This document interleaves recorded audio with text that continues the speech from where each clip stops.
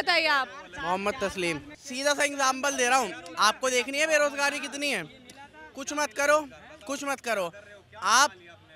पिछले 2-3 साल के अंदर जो है ना बैटरी रिक्शा जो चल रहे हैं ना, 1 मिनट बोलने दो यार, पहले फिर बोल लेना। अगर आपको बेरोजगारी देखनी है ना, तो आप पिछले 2-3 साल के अंदर ये देख लो बैटरी रिक्शाओं की संख्या कितनी बड़ी है। ठीक है, अब बैटरी रिक्शा जितनी बड़ी है ना, तो उसकी बेरोजगारी है, क्योंकि भाई साहब काम नहीं है। तो काम धंधे वाले, जिसका पढ़ा लिखा भी है, उसका काम धंधे ने तो बैटरी रिक्शा ही तो चलाएगा। ये बताइए देश में महंगाई कितनी है? बहुत ज़्यादा है। 1200 रुपये का सिलेंडर हो रहा है, 100 रुपये का पेट्रोल हो रहा है। मजाक चल रहा है क्या यार? बताओ ना यार। ये बताइए, ये कह रहे हैं कि मानते हैं देश में महंगाई है, बेरोजगारी। मैडम जनसंख्या बढ़ेगी तो ऑलरेडी थोड़ी बहुत वो बेरोजगारी रहेगी। अब ये जनसंख्या बढ़े ना बोलता है भाई साहब कि आप अपनी जनसंख्या बढ़ाइए। एजुकेशन हम 1 मिनट बोलने दो यार। अरे यार बोलने दो यार, तुम यार। अब मुझे पता है, अब तुम्हारे बोलूँगा। चाइना बोलता है कि आप जनसंख्या बढ़ाइए, एजुकेशन, और उसका हम करेंगे। गवर्नमेंट बोलते कि हम करेंगे। यहाँ की गवर्नमेंट जनसंख्या, यार जनसंख्या क्या करेगी? आप ठीक है, मैं तो कहता हूँ कानून लागू कर दो, बच्चे 2 ही अच्छे। ठीक है, कानून लागू कर दो, लेकिन हाँ भाई मैंने बोल दिया जनसंख्या। अबे भाई अगर 5 बच्चे हैं किसी के, तो 1 को तो नौकरी मिल जाए यार। 5, चलो मैं कहता हूँ 5 हैं, 5 को नहीं मिल रही, 1 को तो दिलवा दो यार। 5 को ही नहीं मिल रही।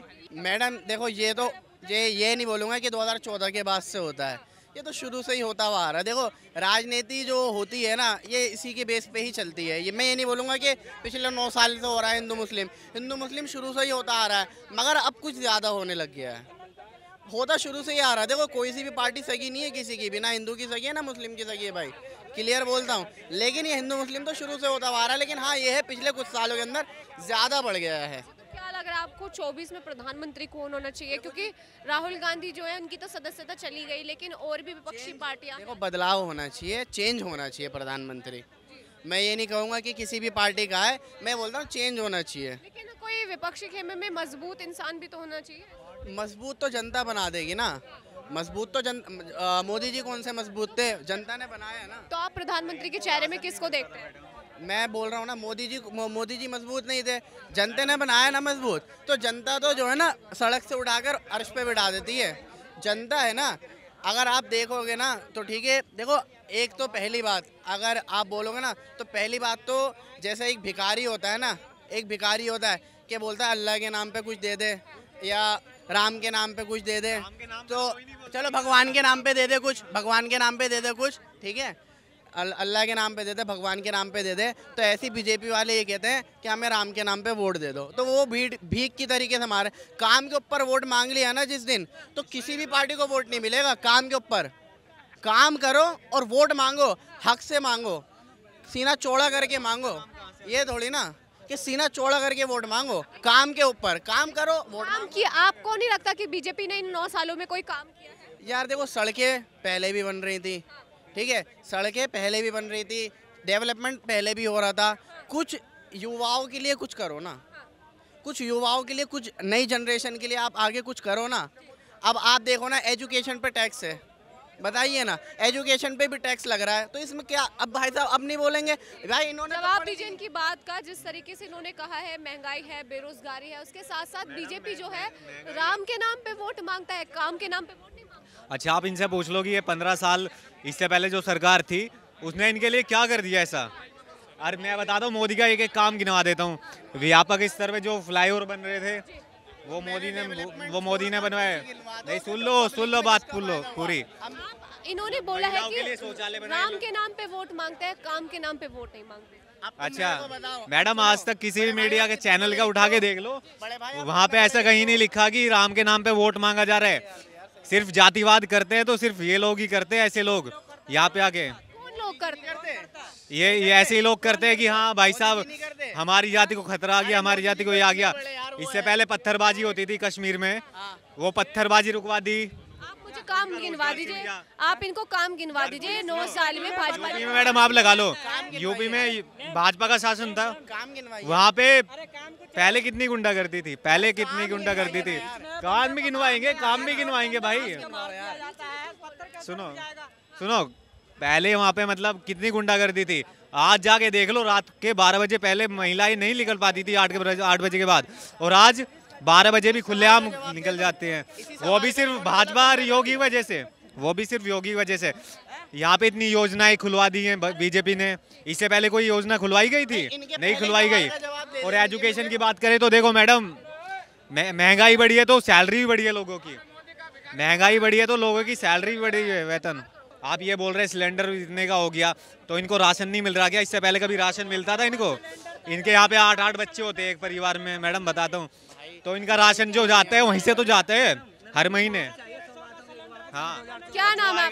नाम छोड़ो, नरेंद्र मोदी की समर्थन है हम 2024 में। आप भी राम को वोट करेंगे कि काम को वोट करेंगे? काम कर रहे हैं नरेंद्र मोदी जी, क्या काम कर रहे हैं? बहुत कुछ कर रहे हैं, गिन वालों किसी और से बढ़िया काम कर रहे हैं। इन्होंने बोला कि गुंडागर्दी कम हो गई है यूपी में। ठीक है, मैं आपको अपने पर ही बीती हुई बात बताता हूँ। लोनी उत्तर प्रदेश में पड़ता है। अभी कुछ टाइम पहले की बात है, तकरीबन 1.5 महीने पहले की, 11:15 का टाइम हो रहा था, लमसम मैं लोनी वाले रोड पे अपने किसी दोस्त के यहाँ मैं शादी में जा रहा था। ठीक है, वहाँ रास्ते में आप यकीन मानोगे मेरी गाड़ी के आगे ही 2 लड़कों ने गाड़ी लगाई, बाकायदा मेरा मोबाइल छीना और बाकायदा पर्स छीना, और उन्होंने बोला कि अगर जान चाहता है कि गाड़ी चाहता है। मैंने कहा भाई मैं ऐसी बात है, दिल्ली 6 से आया हूँ, बहुत दूर से आया हूँ। उन्होंने तब जाके उनके हाथ पैर जोड़ने का तो उन्होंने मेरी गाड़ी छोड़ दी और क्या चलो जाओ, मोबाइल भी छीन लिया, पर्स भी छीन लिया। अब भाई साहब ये कह रहे हैं कि महिलाएं सुरक्षित है। अगर महिला होती ना भाई मेरे, हाँ तो विद्रोह। अब अपने पे मैं झूठ बोल रहा हूँ, ये जो बता रहे हैं सिर्फ कहीं सुनी बातें बोल रहे हैं। मैं ही बताता हूँ आपको, अभी ये 10 तारीख क्या नाम छीनने वाला बिट्टू, मैं भी लोनी से ही हूँ। छीनने वाला बाइक नहीं छोड़ेगा, जो ये कहना ना बाइक छोड़ दे मेरी, कौन सी बाइक घूम यार, स्कूटी थी भाई मेरा, एंटॉक स्कूटी थी। क्या नाम है? अगर प्रदेश में ऐसा माहौल है तो उस पर कार्रवाई होनी चाहिए। इनके साथ बहुत गलत हुआ। आपने FIR नहीं करा? सब कुछ करा रखी है मैडम। अब यार कॉपी घर से लेकर आऊं मैं यार, इतना भाई मेरे मिलियन सुनो मेरी बात, वो उनका काम है यार, हम भी काम। अब मैं घर जाऊं, पेपर लेकर आके 2 मिनट के लिए दिखाऊं, मुझे पता कुछ मिलना है नहीं भाई। अच्छा, आपको क्या लगता है 24 में कौन होना चाहिए? भाई देखो मैंने बोल दिया, बदलाव होना चाहिए और रागा आना चाहिए, रागा आना चाहिए। बदलाव जनता तब मांगती है, 1 मिनट, बदलाव जनता तब मांगती है जब कुछ गलत हो रहा हो। देश में क्या गलत हो रहा है? कह रहे हैं कि इनके क्षेत्र में इनका मोबाइल चोरी कर लिया गया, फोन चोरी कर गया। वही डबल इंजन की सरकार है जो बोलती है कि महिलाएं सुरक्षित हैं और गुंडे माफिया जो है जेल में है, डरते हैं, खौफ के भाग। पहली बात तो अभी ये प्रमाणित नहीं हुआ, ठीक है, पहली बात तो ये। और दूसरी बात, अगर हुआ है तो इनको FIR दिखानी चाहिए। 1 मिनट भैया, FIR दिखानी चाहिए। अगर इनके साथ ऐसा हुआ FIR दिखानी चाहिए। अभी दूध का दूध, पानी का पानी हो गया। और बाई चांस अगर हुआ भी है तो ये देश ऐसा है, 2014 में तो 1984 में देख रहे हो 3000 सिखों का कत्ल किया रोडों पर, आपको याद नहीं है? इमरजेंसी लग गई, बड़े बड़े नेताओं को जेल में डाल दिया गया। बहुत कुछ हुआ इस देश में। राजीव गांधी जी की निर्मम हत्या हो गई, एक प्रधानमंत्री के साथ भी इतना गलत हो गया। तो ऐसी बात नहीं, क्राइम हो रहा है, उसको पकड़ा जाएगा। अगर इनके साथ गलत हुआ तो पकड़ा जाना चाहिए और माकूल सजा देनी चाहिए, क्योंकि यह अराजकता नहीं चलेगी। पर इन भाई को भी अगर ये ऐसी लाइव में, ये वीडियो केवल मैं नहीं देखता, आप नहीं देखते, मिलियन में व्यूज़ आते हैं, करोड़ों लोग देखते हैं, तो उनके सामने गलत मैसेज जाएगा। इनको बाकायदा FIR की कॉपी लानी चाहिए, केस नंबर 334A। और ये IO है, इन्वेस्टिगेशन ऑफिसर हो, तो क्या पता वो भी इस वीडियो को देखें और कुछ करें, कार्रवाई करें। तो ऐसे कहानी नहीं, थोड़ा फैक्ट पे भी करना पड़ेगा। देखिए, इन्होंने डबल इंजन की सरकार का वो बता दिया कि आपको FIR वगैरह दिखानी चाहिए थी, लेकिन मेरा एक सवाल है कि विपक्ष हमेशा ये कहता है कि मुसलमान जो है सुरक्षित नहीं है, 1980 जैसी हालात हो गए हैं। आप उस पर हैं, सुरक्षित तो हैं और असुरक्षित करने वाली कोई सी भी पार्टी नहीं है मुसलमान को। सुरक्षित तो हैं, क्योंकि देखो जी, मैं, आप यकीन मानना, मेरा जो फ्रेंड सर्कल है ना, 94 से 95% हिंदू सर्कल है। क्योंकि काम धंधे में हम लोग वो नहीं करते यार। अगर हम काम धंधे में हिंदू मुस्लिम करने तो कारोबार बंद हो जाएगा। अगर हिंदू मुस्लिम होने लगे ना तो कारोबार बंद हो जाएगा। तो हिंदू मुस्लिम देखो, क्या बोलोगे मुस्लिम असुरक्षित है या मुस्लिम सुरक्षित नहीं है, ऐसा कुछ भी नहीं है। हम सुरक्षित कल भी थे और सुरक्षित आज भी हैं। लेकिन मेरा मुद्दा था ये कि भाई यूथ के लिए क्या हुआ है, यूथ बोल रहे हैं यूथ के लिए कुछ नहीं हुआ है। क्या यूथ रोजगारी? के लिए बहुत कुछ हुआ है मैडम, मैं बताता हूँ। परसों नरसों में भी 71,000 नौकरियां दी गई है, वो यूथ को ही मिली है, राहुल गांधी को नहीं मिलेगी। वो 52 साल के हो गए हैं, उनको रिटायर पेंशन भी नहीं मिलेगी। मैं बोल रहा हूँ।